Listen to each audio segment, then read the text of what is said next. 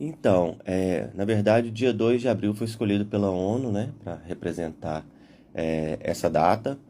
Mas a gente, como a gente já fala todos os dias sobre o autismo, é legal ter uma data específica, mas a gente pega o mês de abril inteiro para poder tentar conscientizar as pessoas. Então, a gente usa desse artifício, né, dessa data e dessa divulgação toda para poder falar mais e mais do que a gente faz diariamente. Você já falou das comemorações, isso que eu queria saber de você. Vários eventos, várias ações já vêm sendo realizadas, né? E a programação, em relação à programação da data também, não tem? Isso, São os eventos antes, hoje, inclusive, vários eventos já estão acontecendo, né? isso, Queria que isso. você falasse um pouquinho para a gente sobre isso. Então, o mês de abril para as pessoas autistas e para as instituições, ou para os grupos, para os coletivos, é muito importante, porque acaba que hoje em dia as pessoas estão chamando as próprias pessoas autistas para poder divulgar e para poder participar, né? A gente fala que para falar da gente, só a gente mesmo, para poder falar melhor, né? Então, é bom porque tem um mês inteiro para poder chamar todas as pessoas, para a gente poder ter agenda para ir em todos os lugares, porque a gente recebe muito convite, a gente, enquanto instituição, a gente recebe muitos convites, né? Ontem mesmo a gente fez 2 palestras em BH, então a gente foi, voltou de madrugada para poder chegar aqui e participar de mais eventos hoje, que tem 3 eventos que a gente vai participar hoje. Então a gente vai passar em algumas cidades aqui ao redor, né, da região, para poder conversar, para poder falar sobre autismo, fazer essa conscientização que a gente tem feito. Então, o mês de abril ele é usado justamente para isso, para poder mostrar o que a gente faz durante o ano inteiro. Eu tenho visto aqui na página do Facebook da Aspas vários eventos, inclusive você falou de BH, é lá na Assembleia, esse evento foi ontem ou é hoje? Não, ontem a gente fez uma palestra numa associação, que é a AMAR, que é lá do Barreiro. Então eles fizeram um evento super bacana. Então a gente foi para poder ler, né, o livro da Peixinha Doroteia, que é um projeto meu e da Dani, junto com a Aspas. E a gente fez uma palestra e contamos a história do livro lá no Centro Cultural Banco do Brasil, na Praça da Liberdade, junto com um outro escritor, que é o Samuel, que ele tem 8 anos de idade e é autista e escritor. Então eles reuniram a gente para poder contar e falar um pouco da vida, né, de um artista autista. E a assembleia é do dia 17. Então a gente vai para lá para lutar por políticas públicas. E hoje está tendo um evento também. Isso, hoje a Dani até tá numa caminhada, né, que a escola chamou ela. A gente tem aqui, né, para falar um pouquinho aqui na rádio, em Boabas. E à tarde a gente vai na PAI para poder falar. E o tema lá da PAI hoje, a gente vai falar sobre a importância do suporte para pessoa autista. E uma coisa, você já adiantou, dia 17 tem um evento da Assembleia Legislativa de Minas. Tem mais algum outro destaque que você quer trazer para o mês de abril? Então, eu acho que é muito importante as pessoas prestarem atenção nesse tanto de movimento, né, que as pessoas autistas fazem durante o abril, porque é a oportunidade de verem a gente, né, porque tá tudo tão corrido, e como a gente tirou o mês inteiro para poder falar sobre o autismo e as pessoas verem, né, então a gente tem essa visibilidade mesmo de prestarem atenção na gente. Então, é muito importante procurar assim, os coletivos de autistas, associações, ver o que está acontecendo e ir também nesses movimentos, nesses eventos, nessas datas, porque é um mês inteiro de conscientização e tá muito legal mesmo. Você falou de prestar atenção na gente. Uma das maneiras que eu vi que chama a atenção é a Peixinho Doroteia, né? Isso, Você é o artista, você é o dono da Peixinho, isso. ou a Peixinho já não tem dono mais? Então, eu criei, né? Eu sou o criador da Peixinha Doroteia, mas acaba que eu falo que a Doroteia é cada um da gente, porque ela representa a pessoa autista, né?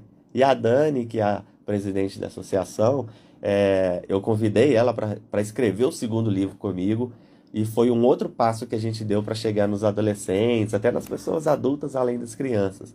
Então, acaba que a Doroteia é a comunidade autista. Como que nasceu a peixinha Doroteia? E por que o nome Doroteia? Então, Quem é Doroteia, Doroteia? a Doroteia é uma peixinha autista.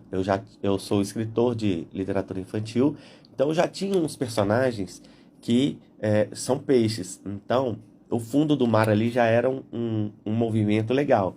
E aí, a continuação na história desses peixinhos, eles vão para o fundo do mar e encontram uma peixinha que fica ali solitária, de fone de ouvido. Então, para representar a vinda do meu diagnóstico, né, do meu laudo de autista.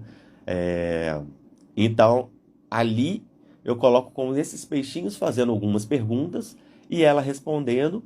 Então, a gente explica o dia a dia de uma pessoa autista através dessa forma lúdica, que é ali no fundo do mar, com as peixinhas, e mostra a importância desses amigos de acolherem a pessoa autista, de serem o suporte dessa pessoa autista, e tem dado super certo, porque as crianças elas se identificaram muito com a peixinha, então a gente conseguiu passar aquela linguagem técnica e esse assunto que é um pouquinho mais pesado e que põe medo nas pessoas, que é o autismo, de uma forma lúdica, engraçada e super compreensível. Muito legal. Tem no Facebook também, viu, pessoal? Só procurar Peixinho Doroteia. Agora, Bruno, duas coisas que você falou que eu queria agora desenvolver com você. No início você falava, né, que fala do autismo todo dia. Sim, Isso. você vive o autismo Isso. todo dia. Não, um dia você não está mais ou menos autista. É autista todo dia. Exatamente. Agora, a forma... Aí você agora é artista, você falou. Tem outros artistas também. Isso. E isso porque existem vários níveis de autismo, né? Ou seja, Sim. há alguns que conseguem ter a vida completamente igual você, é artista, faz palestra, está aqui com a gente, eu posso dizer totalmente independente. Aliás, não existe ninguém totalmente independente, nós não somos. Mas enfim, existem vários níveis de autismo. Conta um pouquinho pra gente então sobre esse transtorno, né? Sobre o autismo. Então, é isso mesmo, sabe? Quando você fala totalmente independente, é legal porque hoje eu estou independente, mas eu não conseguia estar aqui sem o meu suporte. Hoje aqui, o meu suporte é a Dani, que é a presidente, né, da associação, a Dani Mufato. E hoje eu estou aqui porque a gente já vem com esse trabalho durante um ano inteiro. Então, esse exercício fez com que eu me condicionasse a conseguir vir aqui, conversar sozinho. Você está um pouco emocionado, hein? Um pouco... eu consigo, né, agora, falar sozinho, mas a gente precisa desse suporte. E o nível de suporte é exatamente isso. Você precisa de mais ou menos suporte. A gente brinca, e brinca de uma forma séria, que a Dani ela tem um filho autista de nível 2 de suporte. Então ele precisa de mais suporte, ele precisa de alguém ali com ele para poder, às vezes, passar o que ele quer falar. Só que eu preciso de mais suporte em algumas áreas que ele desembola facilmente sem precisar de suporte. Então, é uma coisa muito variável, né? A gente fala que não é uma linha reta, é o espectro, né? Por isso que é um transtorno do espectro autista. Então, em algumas áreas eu preciso de muito suporte, em algumas áreas eu não preciso de suporte. Eu sou formado em comunicação, sou pós-graduado em comunicação, então eu já tenho umas décadas aí de exercício sobre essa parte de comunicação. Mas em outras, principalmente na parte do relacionamento social, eu tenho muita dificuldade mesmo. Então, eu preciso de um suporte para poder ir me condicionando, ou então me acompanhando ali, para eu poder me desenvolver legal nessa parte social. Então, é por isso que é bem complexo também falar sobre os níveis de suporte, porque tem nível 3 de suporte que às vezes tem muita tem muita dificuldade em certas áreas, até mesmo na oralidade, mas é completamente comunicativo. Tem autistas de nível 3 de suporte que escrevem livro com ferramentas, né? São outras formas de comunicação. Exatamente, só não é oralizado, mas é comunicativo. Então, depende ali, às vezes não consegue oralizar o que ele quer ler na hora, mas ele consegue perfeitamente escrever um livro inteiro sobre um assunto. Então, é só prestar atenção nesses níveis de suporte, nessas dificuldades, né? Nesses prejuízos, e prestar bem atenção nas habilidades dessas pessoas e usar as habilidades como ferramenta positiva. Muito bom. E por que é importante, a gente está sempre falando sobre o autismo, por que é importante essa informação? Inclusive, tem lei, né, específica para defender os direitos, enfim, a lei Romeu Mion, por exemplo, é uma delas, né? Eles colocaram o nome, né, do Romeu Mion por visibilidade também, né, por causa do pai dele e tudo. Mas temos aí a lei da Berenice Piana, então a gente tem direito a certas coisas, igual a lei, né, da gente ter uma identidade que fala que é do transtorno do espectro autista. Temos a lei da cordinha de girassol, que é uma sinalização, porque como o autismo ele é uma deficiência invisível, você não bate o olho e sabe que a pessoa é autista. Mas quando você chega perto ou participa, né, de algum movimento mais agressivo ou uma abordagem mais forte, a pessoa autista ela pode desregular e ter uma crise ali. Ou tá na rua e ter um autoestímulo ali de sons, de cheiro, de luz. Cinema, a gente vê, às vezes tem uma preocupação, né? Exato. Algumas salas têm essa informação e tem essa preocupação também, né? Uma coisa muito forte pra gente é acessibilidade sensorial. Então, imagina no cinema tem um som muito alto, tem aquele ar-condicionado forte, né? Aquela tela gigante, cheia de luz. Então, e muitas pessoas. Então, gera muito cheiro.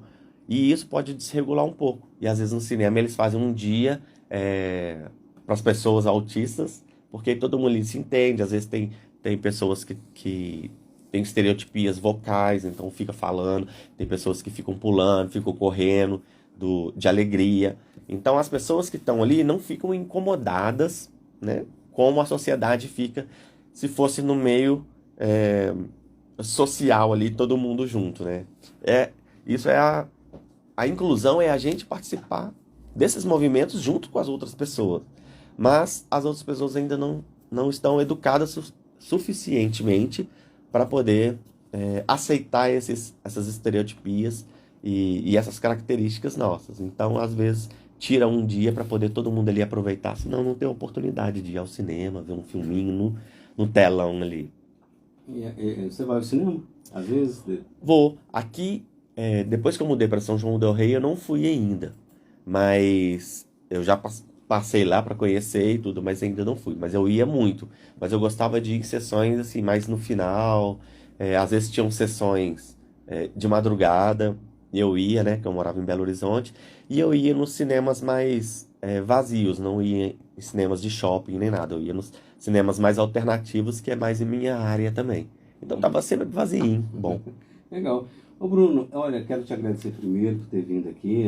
Eu vejo a programação de vocês, eu vejo essa correria. Você mesmo falou, Daniela te deixou aqui, ela foi para outro evento, daqui certamente você vai também. Te agradecer, parabenizar você pelo seu trabalho, pela sua arte, Peixinho Doroteia. Pessoal, pode trocar, digita aí no Google, Peixinho Doroteia, vai aparecer no Facebook. Digita aspas, ASPAS, isso. Tem várias informações, procure se informar, você vai ver que não pega, olha só. Que não pega o autismo. Exatamente. Pelo contrário, né? Pode abraçar, pode pegar. E que autismo a gente nasce com ele, é uma condição genética, não tem nada disso não. Alguma coisa mais que você queria encerrar com a nossa conversa? Não, eu queria agradecer só a Rádio Emboabas por essa oportunidade, dar voz pra gente nesse dia e nesse mês é muito importante. Então, qualquer dúvida, procura a gente lá no @Associação Pro Autistas ou @Peixinha Doroteia, que eu e a Dani, a gente está aberto para qualquer coisa, para qualquer visita, capacitação, o que der para a gente explicar sobre o transtorno do espectro autista e sobre todas as habilidades e dificuldades, a gente está aí. E todos nós temos as nossas dificuldades e habilidades também, né? Exatamente. Você lembra o endereço aqui de São João? Da Aspas? Então é Rua Bento Ernesto 147, lá no Dom Bosco. Não tem como errar, não. Tem não. Isso aí. Ô, Bruno, mais uma vez, obrigado. Foi um prazer falar com você e espero que a gente converse muitas outras vezes. Vamos sim. Obrigado pela oportunidade. Aí, pessoal, se você quiser daqui a pouco, vai lá no emboabas.com na área de podcast.